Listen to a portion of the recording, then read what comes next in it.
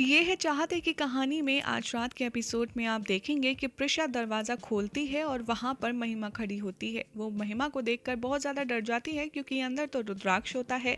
महिमा प्रिशा को धक्का दे के अंदर आती है और देखती है कि वहाँ कोई भी नहीं होता, और जैसे ही प्रिशा मुड़कर देखती है रुद्राक्ष वहाँ कहीं भी नहीं होता। सारांश प्रिशा से मिलता है और कहता है कि मैं आपको बहुत मिस कर रहा था, इसलिए मैं आपको सरप्राइज़ देने यहाँ आ गया। प्रिशा भी कहती है कि मैं भी आपसे मिलकर बहुत खुश हूँ, मुझे भी आपकी बहुत याद आ रही थी। प्रिशा सारांश से कहती है कि अच्छा तुम क्या खाओगे, मैं तुम्हारी फेवरेट डिश बनाती हूँ। तो सारांश कहता है कि मामा मुझे आज आपके साथ ही रहना है, अब मैं आपसे दूर कहीं नहीं जाऊँगा। धीरे धीरे प्रिशा और सारांश एक दूसरे के साथ क्वालिटी टाइम स्पेंड करते हैं, जिसके बाद सारांश के जाने का टाइम आता है। महिमा जैसे ही सारांश को ले जाने के लिए उठती है, सारांश प्रिशा को छोड़कर जाने के लिए मना कर देता है और कहता है कि नहीं, मैं अब आपके साथ ही रहूँगा, मैं आपको छोड़कर कहीं नहीं जाऊँगा। प्रिशा उसे समझाती है और समझा बुझा कर के फाइनली महिमा के साथ भेज देती है। फिर प्रिशा रूम में जाती है जहाँ पर रुद्राक्ष होता है और उसे निकालती है, और फ्लैशबैक में आपको स्टोरी देखने के लिए मिलेगी कि जैसे जब महिमा घर आ रही होती है तब वो सोचती है कि जो मेरा सामान है आज मैं वो भी लेती जाऊँगी, लेकिन आखिर अम्मा ने वो सामान कहाँ रखा होगा, एक बार मैं उनसे फ़ोन करके पूछ लेती हूँ।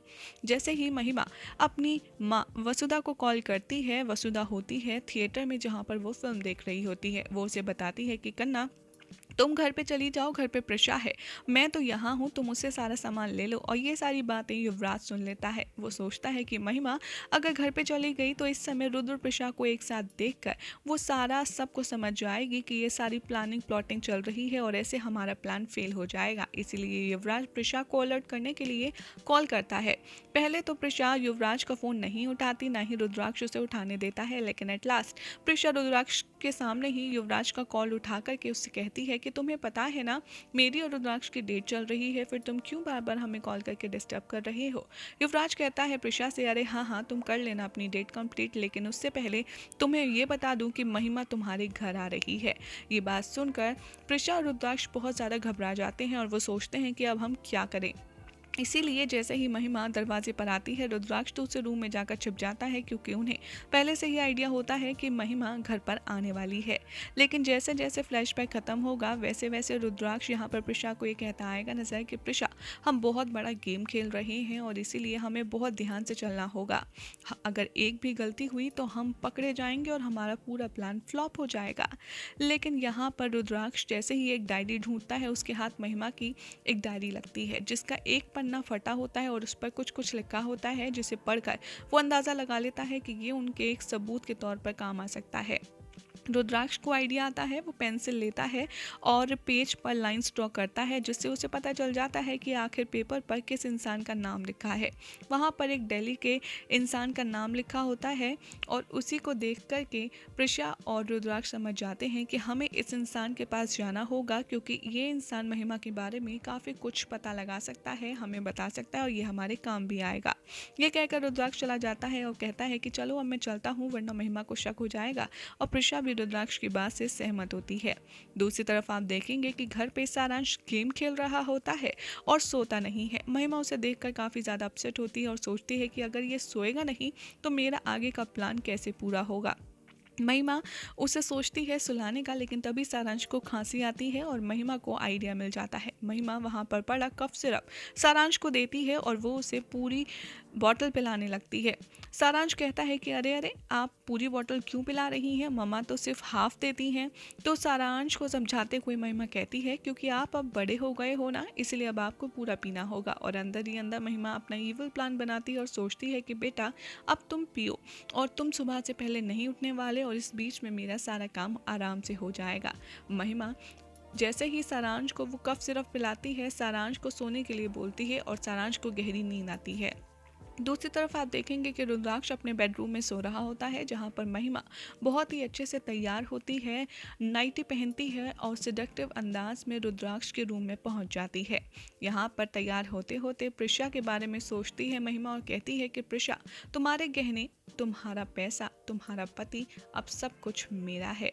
महिमा रुद्र के पास जाकर चुपचाप उसके बगल में लेट जाती है और उसके हाथ पे हाथ रख लेती है।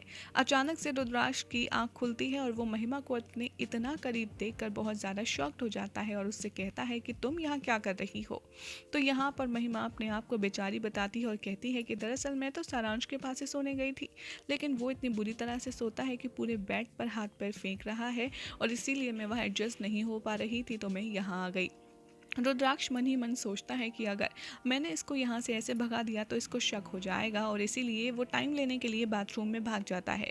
बाथरूम में वो समझता है और अपने आप से बातें करता है कि आखिर महिमा मुझे फंसाने की कोशिश कर रही है पक्का, लेकिन ये सब मैं कैसे हैंडल करूँ? क्या मैं प्रिशा को कॉल करूँ? दूसरे ही पल रुद्राक्ष सोचता है कि नहीं नहीं, अगर मैंने प्रिशा को कॉल किया तो वो तो इन सारी बातों को सुनकर और भी ज़्यादा परेशान हो जाएगी, इसलिए मैं उसे कॉल नहीं कर सकता। तो वो बाहर बैठी महिमा बेड पर बैठकर ये सोच रही होती है कि रुद्राक्ष खुराना, आखिर अब तुम जाओगे कहाँ? लौटकर तो तुम यहीं आओगे।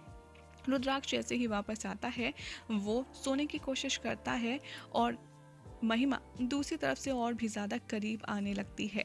जैसे ही महिमा रुद्राक्ष के और भी ज़्यादा करीब आती है वो अचानक से उठ जाता है और महिमा को छोड़कर जाने लगता है। महिमा उससे पूछती है कि आखिर तुम्हें कुछ प्रॉब्लम है क्या?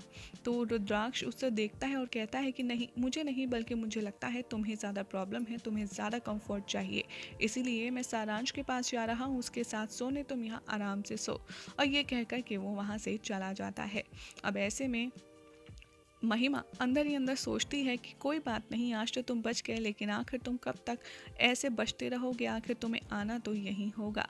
दूसरी तरफ आप देखेंगे कि अगली सुबह प्रिशा और सारांश के चक्कर में रुद्राक्ष उससे मिलता है, जहाँ पर वो उस दिल्ली वाले लड़के का पता लगाने के लिए जाने का सोचते हैं। वहाँ पर प्रिशा कहती है कि चलो हमें जाना होगा, तभी हमें महिमा के खिलाफ कोई सबूत मिल पाएगा, लेकिन महिमा का को कोई शक तो नहीं हुआ ना कल तुम्हारे मेरे घर पर आने से?